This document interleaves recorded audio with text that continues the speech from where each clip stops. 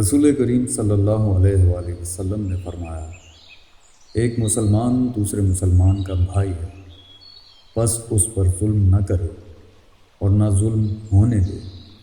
جو شخص اپنے بھائی کی ضرورت پوری کرے، اللہ تعالیٰ اس کی ضرورت پوری کرے گا۔ جو شخص کسی مسلمان کی ایک مصیبت کو دور کرے، اللہ تعالیٰ اس کی قیامت کی مصیبتوں میں سے ایک بڑی مصیبت کو دور فرمائے گا۔